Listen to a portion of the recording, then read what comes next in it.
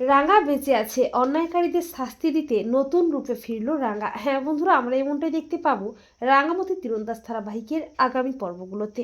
রাঙা ও ঝুমুরকে পুড়িয়ে মারার জন্য শ্যাম চক্রান্ত করে জঙ্গলে আগুন লাগিয়ে দেয়।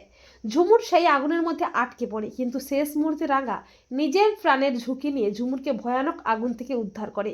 তবে রাঙা নিজে আর সেই আগুন থেকে ফিরে আসে না। আর এই খবরটা পেয়ে একলব্য ও প্রমিতা পাগলের মতো হয়ে যায়, হাউমাউ করে কাঁদতে থাকে। অপরদিকে শ্যাম তো খুশি হয়ে যায়। শ্যাম বলে, এতদিনে আমার স্বপ্ন সার্থক হয়েছে, আমার গায়ের জ্বালা মিটেছে, ওই রাঙামতি আগুনে পুড়ে মরেছে। শ্যাম যখন রাঙাকে মেরে ফেলার খুশিতে মেতে উঠেছে, ঠিক তখনই রাঙা নতুন রূপে রুদ্রমূর্তি নিয়ে শ্যামের সামনে হাজির হয়। রাঙা বলে, তোর খেলাটা শেষ রে শয়তান, তুই চক্রান্তটা করে জঙ্গলটাতে আগুনটা লাগিয়েছিলি। রাঙাকে জীবিত অবস্থায় দেখে প্রচণ্ড ভয় পেয়ে যায় শ্যাম। শ্যাম বলে, রাঙামতি রাঙামতি তুমি এখানে কি করে এলে?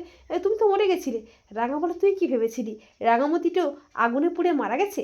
না রে, রাঙামতিকে শ্রেষ্ঠ করা এত সহজ নয়। আমার প্রথম থেকে সন্দেহটা হয়েছিল তুই কিছু একটা ঘটাবি।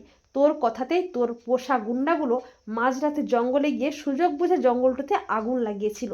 তুই যে অন্যায়টা করেছিস না, তার শাস্তি তোকে পেতেই হবে। এই বলে রাঙা শ্যামকে আচ্ছা করে তীর দিয়ে শায়েস্তা করে উচিত শিক্ষা দেয়। এরপর রাঙার প্ল্যান মতো অফিসার সত্যজিৎ ও তার পুলিশ টিম এসে শ্যামকে অ্যারেস্ট করে ঘাড় ধরে টানতে টানতে থানায় নিয়ে যায়। তো বন্ধুরা, তোমরাও এটাই চাও তো যে রাঙা যেন বেঁচে থাকে, এমনকি অন্যায়কারীদের শাস্তি দিতে নতুন রূপে যেন ফিরে রাঙা? কমেন্ট করে এক্ষুনি জানিয়ে দাও তোমাদের মতামতটি।